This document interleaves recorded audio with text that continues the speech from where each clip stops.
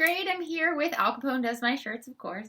And we paused last time on chapter 30, We had just started this. This was Tuesday, May 7th and Wednesday, May 8th, 1935. On Tuesday, when my mother comes home, she seems to know we've stayed inside again. Of course, I've managed to separate Natalie from her buttons before my mom walks up the stairs from the dock. Even so, my mother knows. And when Natalie refuses to eat one bite of supper, so super stuffed with lemon cake, my father knows too. I hover around my father. When he says he has to help the warden with a project after supper, I offer to go with him. Beg him, actually. I don't want to be left alone with my mom, but he says he can't take me. There's a problem in the cell house kitchen where I'm not allowed to go. Moose, my mom says, as soon as my father's gone. I have a lot of homework, I say. My mother nods. I can't bear this. It's in my head. The sentences I planned to tell her. The truth. I let my sister hold hands with a convict. They were alone together. Twice? 3 times? I don't even know how many. I was over there looking 6, 7 times. I wish I could make my mother understand how much more complicated this is than she thinks, but the only way to do this is to tell her what happened, which I can't seem to do. My mother doesn't yell about us staying inside. Not one critical word comes out of her mouth. She doesn't have to say anything. The air itself carries her blame. I feel it when I breathe. We keep our space, never passing close to one another like magnets set to repel. The next day, when the door closes behind my mother, Natalie says she'd said all day long the day before. She says what she'd said. 105. But the buttons aren't in her bureau drawer. They aren't on the top of the icebox or in the cupboard by the stove. They aren't in my mother's closet or in the bread box either.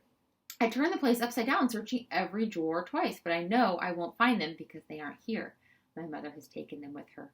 I didn't see her do this, but I know she has. The only thing I can do is keep Natalie inside. I look for cake. 1 slim slice of lemon is all I can find. Half a piece, really. Natalie looks up at me. She has watched my feet as I've looked for her buttons. I can't tell if she knows exactly what's going on, but she knows something. Fine, I say, pulling open a drawer for the third time now. Fine. I let the sentence drift off. Then I march to my room and get my math books and stack them by the door. We'll read math books all afternoon. I'll stand in front of the door. I won't let her pass. I'm stronger. I have 40, maybe 50 pounds on her. Natalie is rocking wildly like a little boat in a ship's wake. 105, she says. No, I say. Buttons, she says. Numbers, I say, cracking open a book and offering it to her. Look, Natalie, you can read about numbers. Buttons 105. She's rocking hard like crazy. Why not just let her throw a fit?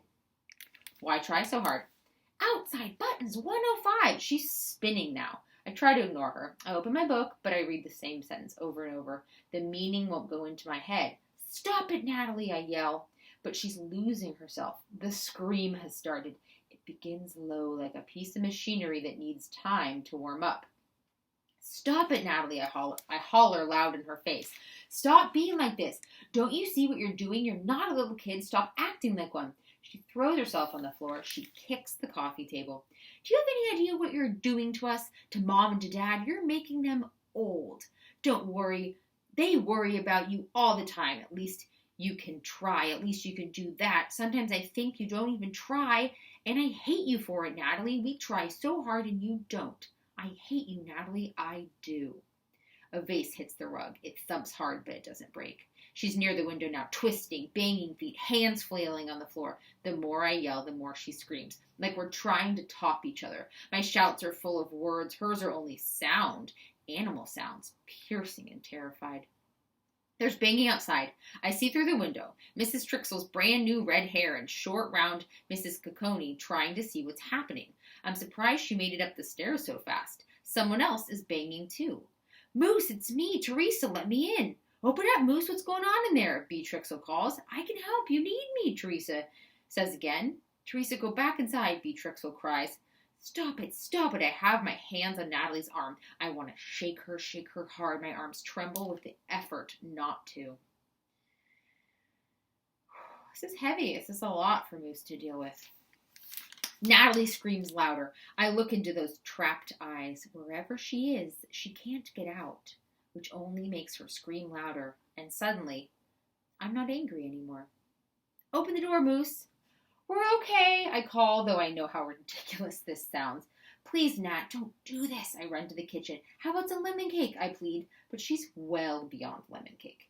She takes the cake, mashes it in her hand, and throws the plate against the wall, busting into a million pieces. Her whole body is moving in all directions, as if each limb has its own plan. All of a sudden, I remember what my mom used to do.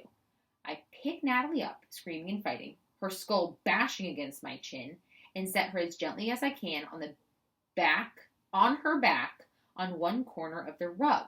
She's moving so wildly, she kicks me in the shin. Her hand boxes my ear. It's hard to keep her in one place, but I grab hold of her waist, pin her down on one corner. I hold her and the corner of the rug and roll tightly, gently, using my knees to keep her in. When the rug is all the way around her, I wait, and slowly the fight begins to leak out of her. With the tightness surrounding her, she feels safe and secure somehow. She lays shaking, grateful and forlorn in the stained red carpet. I breathe in a dust rug sweat smell. Mrs. Capone and Mrs. Trixel are still banging on the door. They've gotten Mrs. Madiman now. She's tall enough to see what's happening inside, and she's holding baby Rocky. I ignore them and talk to Natalie in a sweet, calm voice, as if she were a baby too. Natalie, how can I help you? Natalie is quiet, breathing hard. She's calm now except for her eyes, which seem to be moving back and forth in her head, as if they're still searching for a way out. You're okay now, Natalie. I stroke her tangled hair, my hand brushing against her hot, wet forehead. Moose, Natalie outside, she says. Oh, Natalie, I shake my head. Eye, Natalie says. What, something's in your eye? Her eyes have slowed down. I look to see if something's in them. I can't see anything. Eye. Yes, I know you were upset. That's why your eyes are moving around that way, I say. Eye, she says. She's calm now. I unroll the rug. She sits up, both hands on her chest, petting it as if it's a full coat of fur. Eye, she says again. That's not your eye, Natalie, I say. That's your chest. Eye outside, Natalie says. You want to look outside? I check to see if B. Trixel and Mrs. Coney and Mrs. Madiman are still there. They're gone. Maybe they realized we were okay and went away. Or maybe they've gone to get a crowbar, or my father. I look back at Natalie. Her face is scrunched up. It's crushed as if she wants me to understand, and I won't. Eye outside, she says loud, like I'm deaf. I say nothing. I don't know what she wants. Her face seems to close in with the effort. I want to go outside, she says finally. We're working on pronouns, my mom had said this. Pronouns. Natalie, who never called herself anything but Natalie my whole life, has just called herself I. Oh, I say, I want to go outside? My voice breaks. I want to go outside, she says, the look of relief on her face as big as 30 states. I open the door then. I do. How could I not? Chapter 31, My Dad, same day, Wednesday, May 8th, 1935. We go to the parade grounds. Natalie gets on the swing. There's a mom there with her 4-year-old son. She pushes him. I push Natalie. She's too big and too old for this. Her hips are too large for the seat. I ignore this. I ignore them. She can pump herself, but I know she prefers to have me push. After a few minutes, I notice her head is tipping to the side. I run around to the front just in time to catch her as she falls forward. She's sound asleep. Tantrums exhaust her. I can sure see why they exhaust me, too. I carry her home as best I can. She seems so solid, so big, a real grown-up person in my arms. I stop often, leaning her weight on a cement wall, the edge of a building, the banister. I'm almost to the back stairwell when my dad finds us. He doesn't ask what happened. He simply takes Natalie from me, and I follow him to our apartment. We walk through the wild mess of our living room. Rug pulled out from the coffee table, vases upended in a puddle of water, broken plate, slivers and lemon cake scattered everywhere. My foot crunches the china pieces as I follow my father to Natalie's room. He places her gently on the bed and covers her with her favorite purple blanket. Then he goes to the icebox and opens a beer. He looks over at me, seems to think a minute, opens another, and pours a full glass for himself and half a glass for me. My father rarely drinks, and never with me. I've had a few sips once at Pete's house, but I didn't like it much. That doesn't matter. What matters is he seems to understand. In the living room, he sets his beer down, picks up the vase, and puts it back where it belongs. I set my beer by his and get the broom. The room is silent except for the clock ticking on the mantel, the sound of the sweeping, and the clink of the china pieces as my father drops them in the metal trash tin.